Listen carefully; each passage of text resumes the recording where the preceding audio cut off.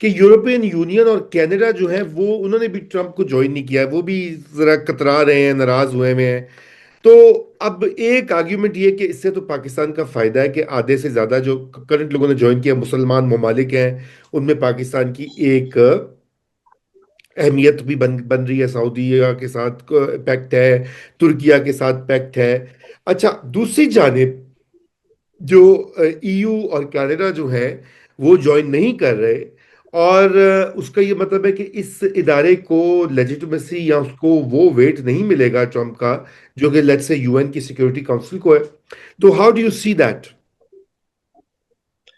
देखिए, UN like बहुत पुराना इंस्टीट्यूशन है, और 90s से कोशिश हो रही थी कि किसी तरह यूएन को रिफॉर्म किया जाए, और ये जो यूएन सिक्योरिटी काउंसिल में 5 वीटो पावर्स हैं, वो अपना given the transformation, regional and assertion of new actors, इसको थोड़ा सा एक्सपेंड करना चाहिए। लेकिन उस पर देखे 30-40 साल की डिबेट से कोई खातर ख्वाह में हुआ नहीं, यानी उसमें कोई रिफॉर्म हो नहीं सकी।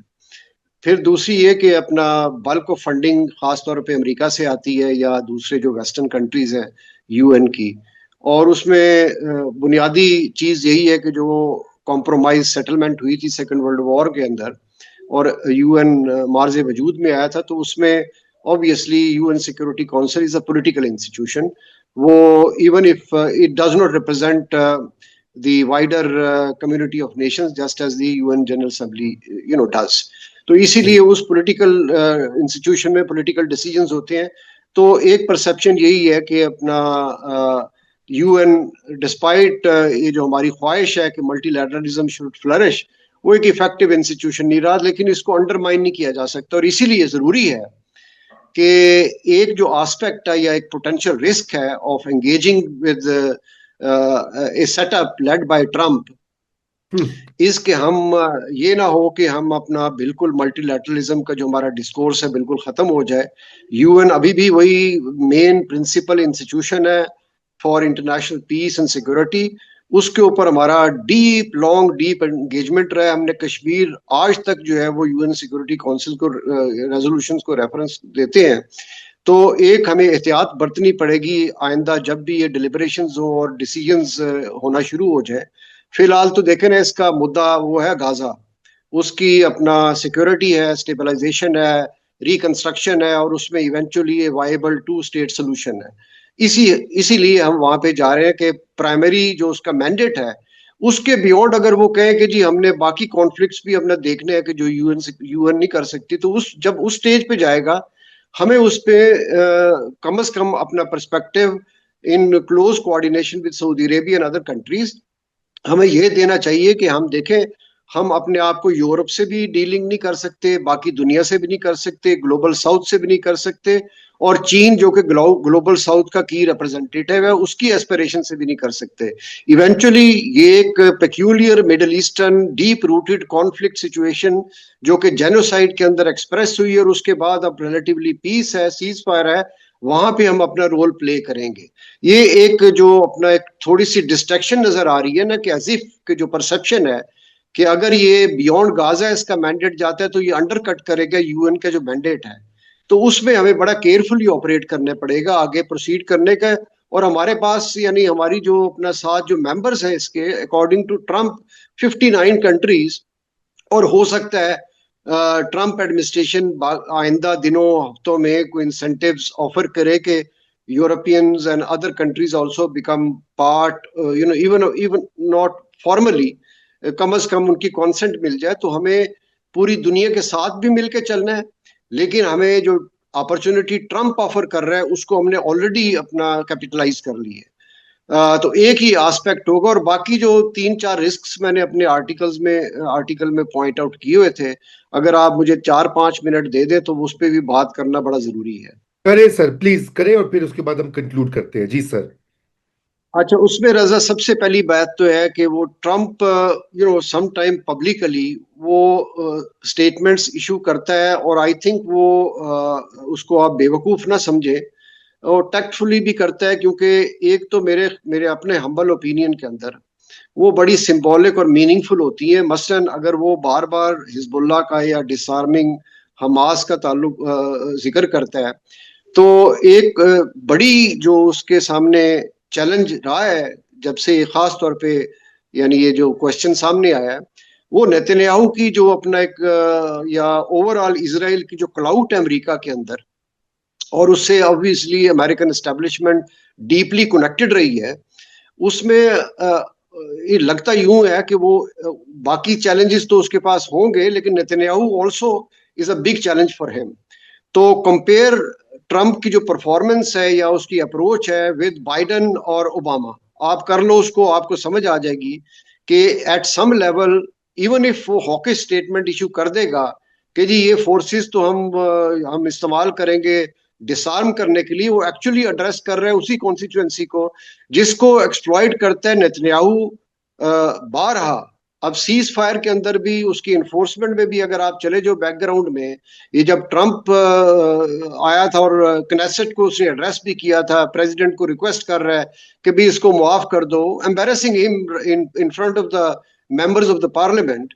तो आई थिंक एक लेवल पे मेरे ख्याल में ट्रंप की फाइट ये भी चल रही है बिकॉज ट्रंप जो है वो कभी भी नेतन्याहू को उस तरह की लीडरशिप पोजीशन में नहीं लाएगा जैसे बाइडन या Obama even were beholden to लाए the थे। Israeli leadership during their हाँ जी जी। terms in office। ये आर्गुमेंट आई जस्ट थॉट कि मैं आपको फ्लोट कर दूं। नहीं नहीं, बाकी बहुत। देखें जी जी, कंटिन्यू करें।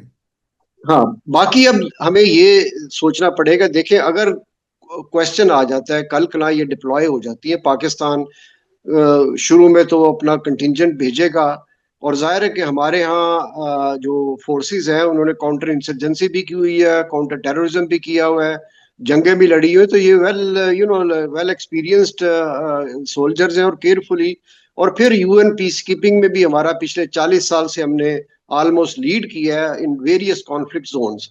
तो अगर तो क्वेश्चन है कि पाकिस्तान का एक्सपीरियंस ऑन पीस कीपिंग और पीस कीपिंग में मैंडेट जो होता है पीस कीपर का वो not to fire upon the trouble makers अगर वो इस सेल्फ डिफेंस में आप कर सकते हो और वैसे आपको ऑफेंस करने की जरूरत नहीं है। तो कल कला ये हो सकता है कि इन कॉन्फ्लिक्ट्स में ये होता है कि even if Hamas agrees for disarmament और to play a political role हमेशा जैसे हमने आईआरए में देखा real IRA emerged to challenge the IRA discourse even if they had moved towards peaceful settlement of the dispute। तो sometimes some violent factions emerge।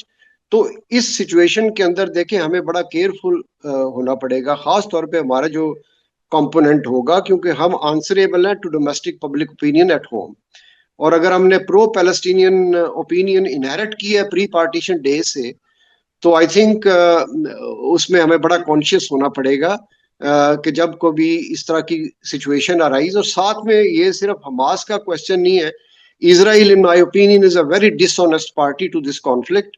वो हमेशा कोशिश करता है कि कॉन्फ्लिक्ट सस्टेन करे उसको रिक्रिएट करे उसके लिए डिफरेंट हीले और बहाने तलाश करता है। अब तो उसको एलाइज भी मिल गए हैं गल्फ में या दूसरे खिते के अंदर। तो इजरायली एक्सपेंशनिज्म का जो एक्सप्रेशन होगा even if they go beyond the neutral या लाइक द लाइन जो ड्रॉ होगी गाजा के बियॉन्ड लेकिन अगर आप इजरायली एक्सेसेस को कंटेन नहीं करते और जो पैलेस्टीनियन लेजिटिमेट एक्सप्रेशंस है या सेल्फ डिटर्मिनेशन है या रोल गाजा के अंदर है उसको आप अपना सस्टेन और प्रमोट नहीं करते तो there will be a wide gulf in my opinion. Number two ultimately देखें ये जो पीस प्लान है ट्रंप का खत्म तो ये उसी पे होता है ना कि वायबल पैलेस्टीनियन स्टेट।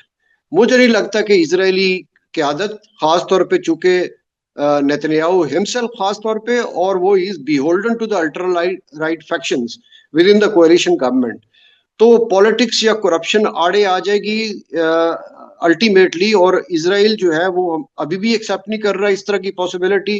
बाद में देखे ना हम जा रहे इसलिए कि हम एक फलस्तीन की रियासत कायम करके वापस आए और वहां पे पैलेस्टीनियंस को वो राइट मिल जाए गाजा में वेस्ट बैंक में जो कि उनको डिनाई किए गए सिंस 1967 वॉर और since the creation of Israel in 1948 इसलिए हम वहां पे जा रहे हैं। तो ये भी है कि अगर इस प्लेटफॉर्म पे पाकिस्तान ना सिर्फ कश्मीर बल्कि फलस्तीन का जो मसला है वो हल करके वापस आए। तीसरी बात जो है ना वो ये मैं कहना चाह रहा हूं कि देखें गल्फ के अंदर GCC is a very strong organisation. Saudi Arabia जो है, precisely because of its various hard and power potentials, एक लार्जेस्ट गल्फ नेशन है, रिचेस्ट अरब स्टेट है, ये इस्लामिक जो वर्ल्ड है उसका हार्ट है। ग्लोबली भी ये अपना स्टेबलाइजिंग रोल प्ले करता है, खासतौर पे ग्लोबल ऑयल प्राइसेस के अंदर। तो इसका जो गल्फ, अरब, इस्लामिक और जो ग्लोबल रोल है, इसकी वजह से हमेशा ये स्टेबिलिटी रीजन में सीख करता है, यूनिटी इस्लामिक वर्ल्ड में सीख करता है। और ये आई थिंक इस, लेकिन अनफॉर्चुनेटली पहले कतर ने ये हरकत की कि ये बड़ी स्मॉल कंट्रीज हैं बट रिच वेल्थ के साथ आगे इन, तो इनका बिहेवियर जो है ना वो upstart kind of a behaviour है।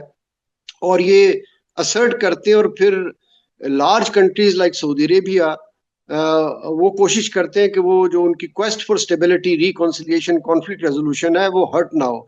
उसका चैप्टर हमें पिछले कुछ हफ्तों से सऊदी अरेबिया और यूएई के अंदर जो एक किस्म का झगड़ा शुरू हो गया है यमन में खास तौर पे, ये बड़ी अनफॉर्चुनेट डेवलपमेंट है। और उसमें जाहिर है कि सऊदी अरेबिया को भी चाहिए कि वो अपना एक बड़ा कंट्री होते हुए एक स्टेबलाइजिंग रोल प्ले करे और थोड़ा सा यू नो कंसल्टेशंस के थ्रू लाइक मामला हल करने की कोशिश। लेकिन ये जो कतर पहले और अब जो यूएई का बिहेवियर है कि आप डेस्पिरेशन के अंदर इजरायली जो एक्सपेंशनिस्ट डिजाइन है, चाहे वो सोमालिया के अंदर हो या रेड सी में हो या हॉर्न ऑफ अफ्रीका में हो, वो आप अगर कल्टीवेट करोगे तो आप अंडरमाइन करोगे internal stability of the Muslim world in general and the middle east and gulf in particular. तो ये भी डायमेंशन है। अब यूएई ने एक बात जो की वो करनी नहीं चाहिए थी मेरे ख्याल में क्यादत को, कि वो हिंदुस्तान पहुंच गए और उनसे उन्होंने उस तरह का एग्रीमेंट करने की कोशिश की जिस तरह के पाकिस्तान ने सऊदी अरेबिया से किया। ये आई थिंक बहुत कोई जरूरी नहीं था। इवन अदरवाइज जो अफगानिस्तान से एक लेसन हमें मिलता है कि अफगानिस्तान रिलेटिवली रीसेंट कॉन्फ्लिक्ट था, लेकिन इंडिया पाकिस्तान एक मच ओल्डर रेवलरी है।